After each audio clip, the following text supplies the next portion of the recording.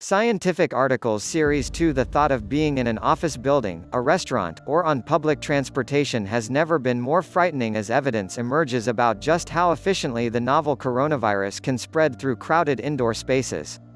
A case report published last month in the academic journal Emerging Infectious Diseases detailed how one pre-symptomatic person infected 9 others at a restaurant in Guangzhou, China. The 10 people were spread out across 3 tables and overlapped in the restaurant for roughly 1 hour. The researchers suspect that an air conditioning unit recirculating air within that section is to blame since no one else in the restaurant became infected. Another study published in the same journal detailed an outbreak at a call center in South Korea where 94 people working on the same floor, and most on the same side of the building, all fell ill with the virus. The authors of the study write, "This outbreak shows alarmingly that SARS-CoV-2 can be exceptionally contagious in crowded office settings such as a call center."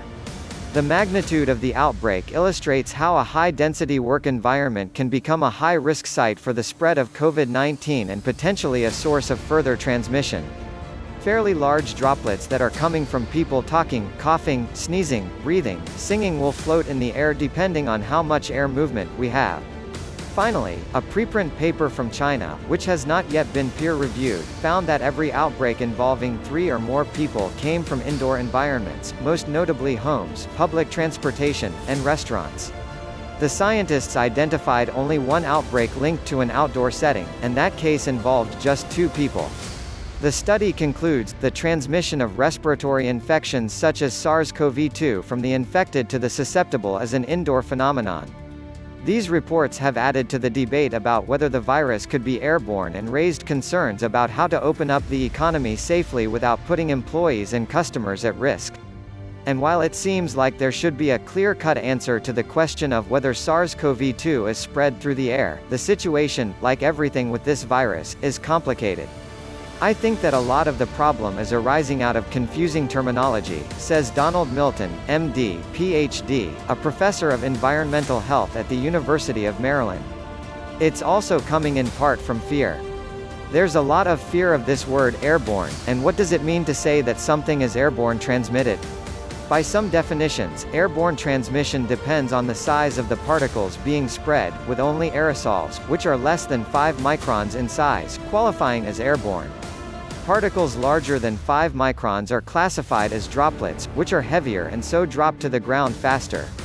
But most scientists say this cutoff is a false dichotomy that oversimplifies the matter, and in many situations a droplet can also be airborne. Aerosol means that it's something that can float in the air, and how big it can be depends a lot on how much movement there is in the air," Milton says. "Fairly large droplets that are coming from people talking, coughing, sneezing, breathing, singing will float in the air depending on how much air movement we have. The virus itself is only a tenth of a micron, but it travels in wet mucus particles created by breathing, talking, coughing, and sneezing that range in size. The conventional thinking has been that the average respiratory droplet is about 10 microns and travels roughly 2 meters, hence the 6-foot social distancing guidelines. However, several studies have now found evidence of aerosols containing SARS-CoV-2 in hospital rooms and areas around people infected with the virus. Also, droplets can quickly evaporate and shrink in the air, causing them to stay afloat longer. Another definition of an airborne infection relies on the result rather than the mechanism. The way it's defined is that we need to see and make the observation of people at a distance becoming sick," says Richard Martinello, MD, an associate professor at Yale School of Medicine who specializes in infectious diseases. "What I mean is that if you have somebody who's infected and contagious, they're at point A, and then you have a susceptible person who is at a distance, and there's no specific definition of what that distance is. And they then acquire that disease. Are we most vulnerable in the nose or in the lungs? And what difference does it make how you got infected with it? It may make a difference." This definition is based on 2 additional factors besides the size and flight pattern of the viral particles. First, is the virus still alive and intact when contained in aerosols and droplets of different sizes? Just because viral RNA is detected on a surface or in a person, it doesn't mean the virus is still infectious. The RNA could be from dead virus that can no longer replicate and infect a cell. While not every virus can survive in tiny aerosols, a heavily cited study from the New England Journal of Medicine found that SARS-CoV-2 does for up to 3 hours. The other factor is the impact of the particle size on seeding an infection. Large droplets can't get deep into the lungs, so a virus that only survives in larger droplets would have to be able to enter the body through cells in the nose. On the other hand, some viruses infect cells in the lungs first, so they would need to remain viable in smaller aerosols. Right now, scientists are fairly certain people can become infected with SARS-CoV-2 in the upper respiratory tract, but they don't know if an infection can be initiated from tiny aerosols that bypass the nose and travel down to the lungs. We don't know where we are most vulnerable, says Milton. Are we most vulnerable in the nose or in the lungs? And what difference does it make how you got infected with it? It may make a difference. As evidence for airborne transmission of the novel coronavirus grows, strategies are emerging about how best to mitigate the risk of infection. The first two tactics, physical distancing and wearing masks, are already encouraged and even mandated in some places. A third line of defense is less about the person and more about the environment, ramping up indoor ventilation. A recent study published in Nature found coronavirus RNA in the air in 2 hospitals in China, although the researchers did not establish if the virus was able to infect people. The concentration of the virus varied dramatically depending on where in the buildings the scientists tested. Aerosol virus levels were virtually undetectable in specially ventilated patient rooms and open-air public waiting areas. However, poorly ventilated rooms, such as patient bathrooms, had high levels of airborne virus. The research raises the issue of the importance of ventilation and what types of environments and filtration systems might be safest. The more ventilation, clearly the better, because it has a filtration system and it's going to remove something which is airborne, says Pratham Biswas, Ph.D., chair of the Department of Energy, Environmental and Chemical Engineering at Washington University in St. Louis. An ICU, a critical care unit in the hospital, has excellent ventilation.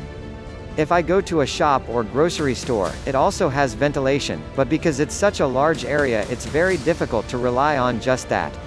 At the highest end of filtration systems are clean rooms, like in the ICU, that use a very high flow rate with extremely clean air to eliminate all foreign particles.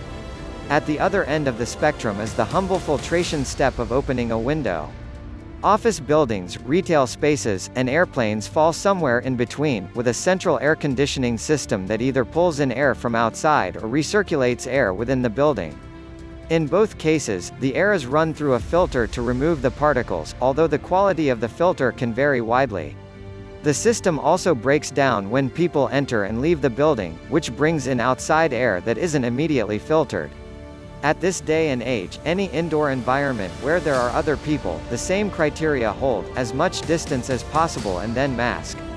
Mechanical ventilation systems that have appropriately sized cooling and heating capacity can bring air in from outside and dilute the aerosols indoors, Milton explains. However, these systems are often not sized big enough to be able to cool or heat a lot of air, and so they tend to recirculate the air through environments. Then you can do things like have filtration or UV lights inside the ducts to clean the air that has recirculated. In that way, you can break up the amount of virus that accumulates in a room. Standalone air purifiers can help in a small room, whereas air conditioners with poor filters can make the situation worse by distributing the air more widely without removing the virus particles, as in the case of the Chinese restaurant. Even with the best filtration system, Biswas still recommends physical distancing as the first and most effective way to keep yourself safe. The second way is to wear a mask. At this day and age, any indoor environment where there are other people, the same criteria hold: as much distance as possible and then mask, he says. I would strongly recommend everyone to wear a mask until we have better control of the situation. What about taking advantage of the natural ventilation of the great outdoors? Battles about shelter-in-place requirements have been particularly contentious around public outdoor spaces like parks, trails, and beaches. The 3 experts interviewed for this article agree that being outdoors is generally safer than indoors, but again, rules about social distancing and wearing masks still apply. Outside, the movement of the air provides us some degree of protection, says Martinello. I haven't seen any data specific to SARS-CoV-2 yet, but we know with other pathogens that sunlight does, in fact, have a disinfecting property.